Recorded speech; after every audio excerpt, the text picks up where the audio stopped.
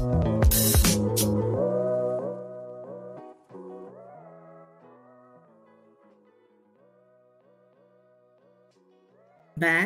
Welcome back to another episode of Give It to the People Live. I am Chisa Penix Brown. I am your hostess for this wonderful podcast that we do every week on Monday at 12 p.m. Eastern Standard Time. We do this podcast to focus on BIPOC businesses, Black-owned businesses, and women-owned businesses, and the organizations that support them. And so each week we want to bring you something new that will enhance your business acumen. We want to make sure that you know what's happening in the community, and we also want you to be able to patronize businesses that you see that are out here. We love it when you leave comments afterwards because it lets us know that you're watching and also what you liked about the episode or the speaker or just the topic in general. A lot of times, we don't get the opportunity to talk to some of the people that are actually in the community, but that's exactly what we do here at Give It to the People Live. Now, today I have a guest who is here from SCORE. And just FYI, the thing about SCORE is this is an organization I used to do the marketing for and be one of the mentors for. So I know a lot about SCORE, but I don't know if you do. So we're going to introduce Gary Simmons today. So Gary, welcome. How are you? I'm well. Thank you. Appreciate the time. Yes. Okay. So Gary, you are a SCORE mentor, but before you get to a SCORE mentor, I just want the people to get a little background about you and then what made you become a mentor. Sure. So I came to the Triad because of VF Corporation, which some people know, which is clothing. So I was in the clothing business, specifically children's clothing, Health Techs and Nike and all that stuff that was in the 90s and early 2000s. And then I ran Gerber Childrenswear, which was for baby clothes, for the last 13 years of my career before I retired in 2018. And then I joined SCORE soon after I retired. And SCORE's mission is to help small businesses and medium-sized businesses with issues, but also mostly for startups. Okay. So it was to take my training from what I did for 44 years to help people in need. Simple as that. Yeah. And I mean, that's a great thing because a lot of times when people look at saying the word mentor, and so January is National Mentor Month. And I know it's almost over, but I felt like this was a perfect topic to end the month with. Do you think that people feel like or maybe they don't understand the difference between coaching and actually having a mentor? Because to me, those are two drastically different things. And I just want to get your opinion on that. No, it's a great question, actually. We try at the beginning of each of our sessions when we first start with a new client to explain what our role is. And to your point, our role is not to do the work. Our role is to help you along with the work and moving you along a path to be successful based on our experience, but equally important resources that we have within SCORE or elsewhere, contacts that we have to help those individual businesses. And so we try to keep them on a path to either develop a business plan or a financial plan or to get money or whatever it may be that their needs are. But we do not do the work for them. That is not our role. And it's hard for people, frankly. They view us sometimes as, oh, well, you do this for us. And we're not trying to be negative, but at the same time, we want to empower them to do what's necessary to help their business. And that's our role. Our role is to, as you note, mentor, not coach, not do the work, but to help them move along and keep them on a path for success. That's our goal. Now, do you find that people, once they understand that and they come and they listen to you say that they do understand, okay, well, this is my business and I actually do need to do the work? Because I know just from past experience with working with people, sometimes they feel like, oh, well, this person told me you would definitely do it for me, or they maybe expect you to do even more than you're doing. So like, let's say a person brings in a business plan. Your job would be to review the business plan and to give them some pointers on what they could do to fix it, right? And some people just feel like, okay, well, you're going to give me a business plan and do that business plan for me. And I've had that even with the people at the library, that they've said the same thing. And I always tell people, you are the best person to do your business plan because you know what you want to have. But what do you see is like the thing that people need the most amount of help with when they come to you? Well, it's a good question. First of all, I use this example because it's somewhat factual. So on average, we get about 50 requests a month for our chapter, right? Okay. And so you can do the math. That's about 600 a year that we get people, 600 to 700 people come to our chapter for advice. And those are filtered to 30 of us. There's 25 active members and then 5 specialists within this chapter to answer those questions. So it really varies dramatically what the need is. But a lot of what we try to do at the beginning, again, we tell them what our role is, but we also explain to them what the work is. And so let's say I have 10 over a couple of months that I talk to and work with. 2 of those people have come to us asking for advice. We never hear from them again. 20%, they're just they never come back. About 40%, we do what's called one and done. We explain the process, we explain the work that has to be done, never hear from them again. Right? And then about 40%, then we start a relationship. And that relationship could be, I have some clients that I've had for 3 years. I've had some clients over a year. Okay. So it really varies. Some are 4 or 5 times, and that's it. We've given them the advice. They've moved along. They've done a great job doing what's necessary to be done, and they don't need our advice anymore. Or they come back 6 months later and say, look, I have some more questions. I've done X, Y, and Z, but I have some more questions. So it really varies dramatically. I have some clients that literally almost by clockwork, they'll call me every other month or send me a note every other month asking, can I have 30 minutes of your time? I have other clients, like I said, that, I talk to every 6 months. Most are every 2 to 3 weeks after you start developing a relationship with them. So it varies dramatically.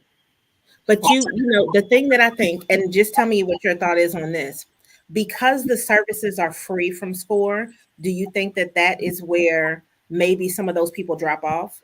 And I'm just looking at that because you're talking about people that have already been successful in business, that already know what they're talking about. And their role is to really help you to grow your business and develop your idea. But sometimes people feel like, if they're not paying for something, then there's not a reason for them to have to come back. Or it could also be they don't like what you said because they still want to do what they want to do. Let's talk about that. You're giving them That's a great question. It is a funny question because, I came from the business world, as we just talked about a couple minutes ago, and I was used to people calling me back, responding to my emails, like common sense kind of business stuff. Forget about business, just normal stuff. And you will be shocked, at least I was shocked when I first got involved in SCORE, at how unprofessional some people are, frankly, and how they approach things. And part of what we try to explain to them in SCORE is, look, you're not just dealing with us. We're here to mentor you along. But when you do go apply and try to expand your business, how do you do it in a way that's professional? When you do try to get money from financial institutions or banks or wherever it may be, how are you doing that? Because it's important how you position yourself and how you present yourself. And if you're not following up with me, that means you're not following with other people. You're not doing the things that are necessary to do the business that's required. And so we talk to them on some, at least I know I do, and I know a number of the other SCORE volunteers in the chapter do. We talk to them about business ethics. What's expected of you? What should you expect? And if you do these things, you'll have a higher chance of success. As you know from your experience, not everybody's successful. That's not true. It doesn't happen in any situation.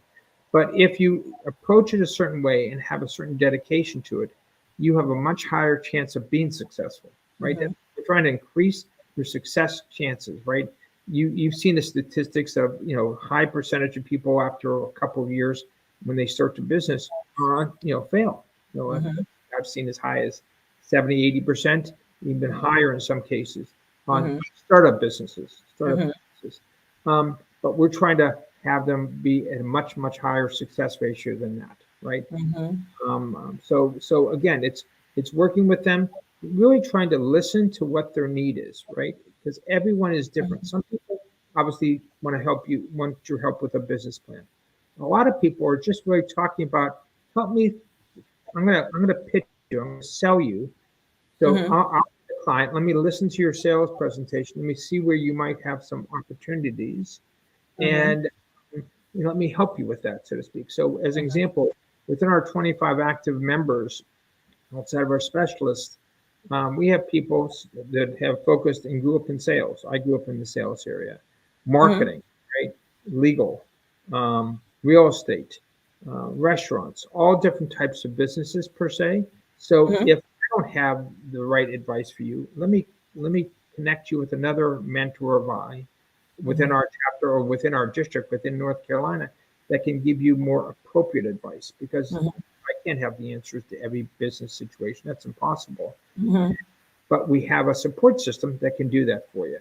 So, but it is, you bring up a really good point. Being free means that they don't necessarily have the same dedication as I paid for something. I'm going to go, I have to do it because I paid for it, right? Mhm. But it is what it is. You know, the benefit of SCORE is it's been around since 1964. It Mhm. has 10,000 mentors here in the United States, 240 chapters in the US, Mhm. and it's helped millions of people start businesses. People don't realize Nike started out as an SBA SCORE vendor, right? Mhm.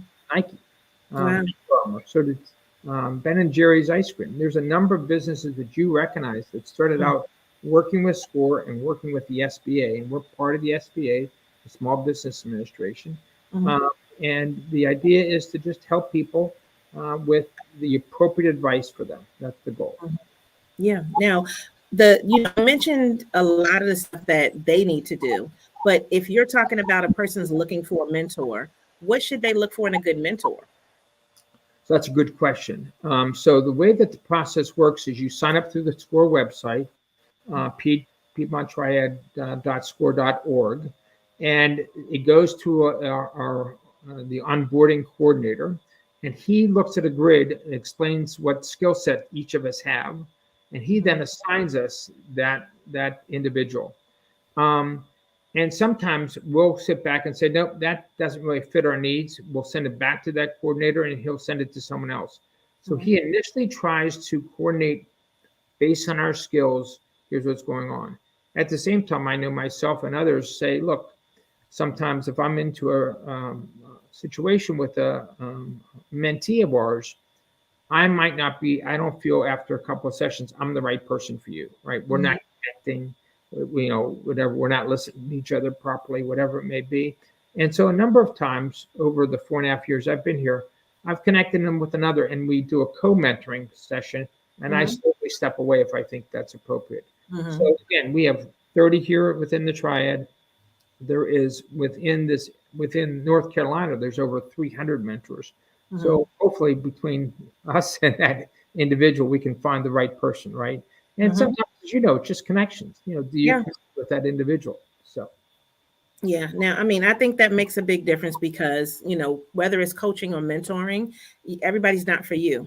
that's right. And, you have to kind of realize that and that discernment from that first meeting, you know, I always like to look at the first meeting like that person may be a little off, like if it's not feeling like it's going to gel, but I like to listen to what they say in regards to what they want to do with their business. And when you listen to what they say, to me, that's the easiest way to discern if I'm the right person for them or if they need to go to somebody else. Now, I think, just at my position, I can probably help almost everybody, but I like to kind of see what people have going on because I know that there are certain business areas that's not my gift. So it's no, no, don't pay me. Don't come over here. Like, just go to somebody that this is their gift because they know about this particular thing. Now, one of the things that I think that mentoring, and specifically with SCORE, can help with is reducing your costs in regards to it cuts down your time on all of the nonsense that you may go through, right? So can we speak a little bit to like something, maybe you've had a client where they were going to go one route and then they listened to you and then that kind of cut their costs a little bit because we have so many resources in the triad and I see people wanting to spend money that they don't always need to spend if they just come and they get a mentoring session. That's a really good point. A lot of times people come in with wonderful ideas, wonderful ideas, but to your point, they need a mentor or an individual to say to them, well, maybe we should focus on less, right? So when Mhm. you focus on less areas, but I happen to believe in the theory of focus on less gives you more, right? Less is more, right? I believe in that throughout my business career. So a Okay. lot of that is saying to them, you have these 5 great ideas. What's your number one idea? Or what's your number two idea? Let's deal with those. Let's put these other 3 to the side. And so accordingly, they're not spending time and money and effort over here. They're spending it where they think and we collectively think has the best chance for them. And when that happens, there's been a number of success stories where you could sit back and say, this person, instead of spending money and time as much is important as anything, Definitely. things that aren't going to give up an initial benefit, where should they focus their time? So we try to do that a lot in our sessions. Mhm. And frankly, we also try to utilize our resources, one of them being the Greensboro Library, which to me is an amazing resource here, which is Amazing. again free. Mhm. They've got a fabulous business librarian there, and her group that helps assist people. And Mhm. it's an asset that frankly a lot of people aren't even aware of, That's right? right. They're just not even aware of. So we try to position them and explain to them, why they should use these free services. But we also talk to them about, is your business set up as a sole proprietorship? Is it an LLC? Is it a C corp or an S corp? We help guide them, especially if they haven't set up anything at the beginning, on what's the appropriate piece to do that, and to also then explain, once you are signed up, what's your requirements and what Mhm. needs to be tracked and things of that nature. So, Mhm. So yeah. if they've already kind of figured out what their business structure is, then what should they consider if they're talking to a SCORE mentor about setting up their business? Like, is there a specific plan that you go by to say, well, these are some things, this is a checklist, these are some resources that you should consider? Can you give us a little information on that? Yeah, so we asked them as an example. So let's say they're a sole proprietorship, but they have some assets, personal assets. We normally recommend an LLC to protect their business, keep their business separated from their personal assets per se. If they're going to hire a number of employees, or if they're going to have additional partners, we normally sit back and ask whether it should be an LLC or a C corp. Quite frankly, depending on what it is. And we always recommend, and we have some resources of both accountants and attorneys that'll give 45 minutes to an hour of their free time. Mhm. To start with someone, we give that list to them to say, look, we'll give you this general advice, but you need more specific advice. Here's Mhm. who else to talk to. They'll give you an hour free, and after that, you have to pay them. Mhm. That's what the rate is. So you're right at the beginning. But at the same time, I think what's critical is understanding where they think their business is going to be. And Mhm. it's less expensive if you set it up initially the right way, right? Versus starting it one way and then transferring it later on. There's some Mhm. complexities with that. But as I've been involved with, I was involved with a company that was a C corp that we moved to an LLC and then moved to an S corp. Not like you can't do it. Yeah. It's just more a matter of if it's more complex. Mhm. So, but again, a lot of it is to your point, what you just said earlier, listening, truly understanding where they think they want to go. And a lot of what I talk about is at the beginning is, where did this idea come from? Why do you think it's a good idea? What have you seen? What research have you done? Have you looked at the competition within this area? Have you looked at the opportunity within the triad? Is Mhm. this an area that can be franchised down the road? There's Yeah. numerous things that you can look at per se. So it's been rewarding because a number of people we think we've given them good advice and they've become successful. Last year, our fiscal year, just because we're part of the federal government, even though we don't get paid, Mhm. we follow federal government October 1 to September. So last year, we had almost 1,000 appointments Okay. totally. And of that, we can track that there were 73 new businesses started, and Okay. we over 124 existing businesses move forward. Okay. So over 200 businesses were involved with SCORE just in the triad. Um, Mhm. and again, we think we've helped them move forward. Now, we also do suggest, look, we don't have the answer to everything. We will get you started, but then as you move forward, you'll need to have professional. You need an attorney. You'll need an accountant. You'll need people that you have to assist you, and you're going to have to pay them. So, but we at least can get people started in the right direction. Hopefully. Mhm. Now, what would you say has been like your most rewarding experience or client since you've become a SCORE mentor? Probably helping a business. I can't tell you the business type because that's something we don't really share per se. But in two cases, we helped a business that was struggling, Mhm. that where I was involved in, that was satisfying for me, that was struggling, and it was struggling one for personality issues within a Mhm. family business that wasn't working out well, Okay. and we helped mentor both of the family members Mhm. through separation. Mm-hmm. A business divorce, how's that?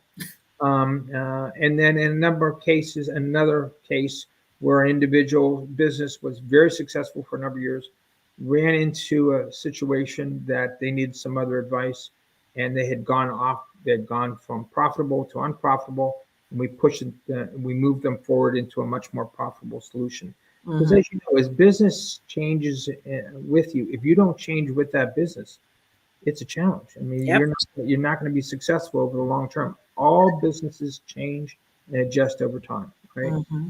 And if you don't change with it and don't catching the wave the right way, you're going to fall off that board and get in trouble.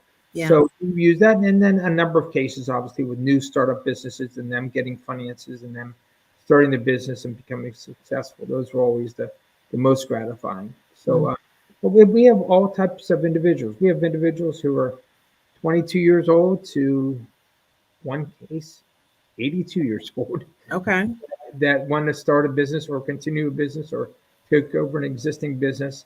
And so it's a wide range of types of businesses, types of people you deal with, types of experience that you deal with. As Mm-hmm. you know from your own experience, I'm Mm-hmm. sure. It's really a wide range, but they come partially because it's free. So the benefit of being free, we don't have to worry about the cost issues, obviously. Mm-hmm. Um, but that does come with some negatives, which is people not showing up when they're supposed to and not doing the follow-ups that they need to do. Mm-hmm. But all in all, I think SCORE is one of the success stories out of the federal government. You can Mm-hmm. challenge all those federal government issues down the road. I'm not here to talk about politics. Yeah. We do free work, simple as that, to help people. And most of our mentors are retired, but a number of them of the 25 day-to-day mentors, 6 are working full time still Mm-hmm. and do this on the side. And Mm-hmm. 19 of us are retired, and then the other 5 specialists. And the specialist, as an example, we have one individual who's a patent attorney. When Mm-hmm. the patent questions, he can answer them. He has no Okay. interest in anything else. Another one is a commercial real estate. Great. So if you have commercial real estate questions, you go to this individual. Mm-hmm. But they have no interest in startup businesses and things of that. Mm-hmm. So so we have a wide range of people that we can help. And again, I emphasize, if we can't help you in our chapter, we've got a district and we've got the country. So, Mm-hmm. but it's not just mentoring. We also do programs. We have district-wide programs that are throughout all North Carolina that are Mm-hmm. video like this that can help with what's called simple steps to start your business and Mm-hmm. more direct into marketing questions, sales questions, finance questions, how to finance your business. We can connect you with the SBA and their financing arm, Mm-hmm. depending on your personal situation and what your personal scores are and where you are financially. Mm-hmm. So, and we can also connect you with banks and things of that nature that we have contacts with. So, we can help in a number of different ways, but it's both SCORE mentoring and SCORE seminars are a combination of what we try to do for the community. Okay. And will you be doing any more in-person seminars? I know that once COVID came, that kind of changed that a little bit, but do you have any plans this year to bring back any in-person things? We are going to do some. We don't have it yet. Okay. We're doing mostly district things, like I said, that are all video. But Mm-hmm. it is a goal to bring some of the in-person back. We like those, quite frankly. Mm-hmm. But we're working right now on district things, and we do hope by no later than the middle of the year to have in-person things start back up, if not once every couple months at least. Yeah, yeah. Because I know when I was a mentor, we definitely did that. We had some really great, successful things over there at the Nussbaum Center, and I think that now that the world has changed a little bit, people do want to get back out in person, and They so do. it kind of gives them that opportunity to ask those questions, and then just build that relationship that maybe otherwise they might not have had the opportunity to. So I think that's great. Now, tell people, if you said, "Look, I want to give you one piece of advice. This is the Gary." Go-to piece of advice for anybody if they're thinking about starting or growing a business, what would that be? Do research. Go to the public library. Go to the public library. Meet with the business librarian downtown. She's right downtown. She's lovely. And set up an appointment with her. She'll give you an hour free of her time at any one time. You can meet with her every other week if you wanted to, as long as you set up the appointment. But if you do the research properly and really look at your business opportunities and challenges, so here's the competition, here's the opportunity. Before you start your business, you will have a much better chance of being successful because you clearly understand what's happening out there. In my business career, I knew as much about my competition as I knew about myself, right? Mhm. And so I view that to be a really critical thing that I recommend often to my clients, saying, do you realize who else is doing this? Do you know who else is competing against you? Do you Mhm. know how they've been successful or how they have had challenges? And Mhm. so what are you doing about all those? So yeah, it's something that's critical. I view like the most important thing is starting with that research. Build a business plan. Doesn't have to be detailed, but build a good business plan. Feel free to use us to help you with that. And to your point, we won't do it for you, but we'll read it, we'll critique it, we'll Mhm. challenge you on it. And but if you build a good business plan, know one thing: it's a starting point. It's going to change. Every business plan I did over my career constantly changed, but it Mhm. was a starting point. It started me down a path. It started me down where I wanted to go, knowing that on that path I'm going to have to make some turns and adjustments accordingly. And so, we that's the advice we try to give people. But if the people that do the research early, before they get started or at the beginning of our process, Mhm. have a very good success rate.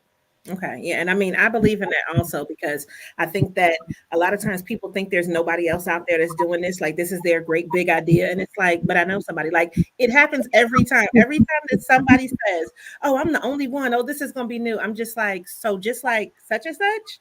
Yeah. Oh, I didn't know about them. And it's kind of like, did you even try to do any research? Like, did you even look anywhere? And that's one of the things where I never assume that there's not someone else doing something. I want to actually go look, seek out who else is doing this, and how else can I do it better? How else can I do it different? How can I either possibly work with them, collaborate? How can I, do it at a different time that they're not doing something? And I think that a lot of times people don't realize that there's enough for everybody, and there can be somebody else that's doing what you are doing, and there more than likely is somebody else that's doing what you're doing. And I usually tell people our job is to take their money. Like, let's look at the competition. We want to take their money. We want to see who's giving them money, and we want to take that and bring it over to this side of the fence. So to me, Even with not, we also get not-for-profit requests, and so a lot uh-huh. of times if someone comes with a not-for-profit idea, I first ask and say, "Why do you want to go through all that?" Because if you want to give all your money away, so be it. You can do that on a for-profit business, but be that Hmm. may, I often say to them, "Listen, before you set up a new not-for-profit, go find one that's out there like yours. I promise you there is." And Hmm. if you can collaborate with them, see if you can work with them, see if you can develop some other ideas, because there's more nonprofits out there than that are necessary, in my view. And Hmm. I worked at a not-for-profit and also sat on a board for 26 years for a not-for-profit giving clothes away to kids in need. And I Hmm. can tell you, there's tons of people that do the same thing we did. We had a Yep. niche that was unique, and that kept that organization moving forward and still does. It gave away almost $3 billion worth of clothes over 30 plus years. Hmm. But you constantly had to change, constantly had to adjust like a regular business, a not-for-profit business. And we always learned from others that we were competing with, always. Hmm. Yep. So that's the key. And that makes a huge difference. Now tell people where they can find you at, Gary. So where you can find the organization is at Hmm. piedmonttriad.score.org. And if you're interested in SCORE, you just go to that website, piedmonttriad.score.org. Sign up. It's very easy. And then you'll be funneled through the onboarding. And then feel free to, he will coordinate who gets you as a client, and we can hopefully help you as we've helped others. Yeah, and I think that that's great. So people just know, if you are watching this and you're not in North Carolina, you can still go to score.org, and you can find out throughout the nation, wherever your SCORE organization is for your state, your city. And then this way you can connect and get the resources you need. So Gary, I want to thank you so much for being on today to give us all this information. And everybody else, if you're watching on the replay, make sure that you can still leave comments, and you can go ahead and share this, and you can come back every Monday so that this way we can continue to give it to the people. So thank you so much for being on today. And everybody else, you just continue to be great and continue to just grow your businesses out there. And we'll see you on our next episode. Thank you very much.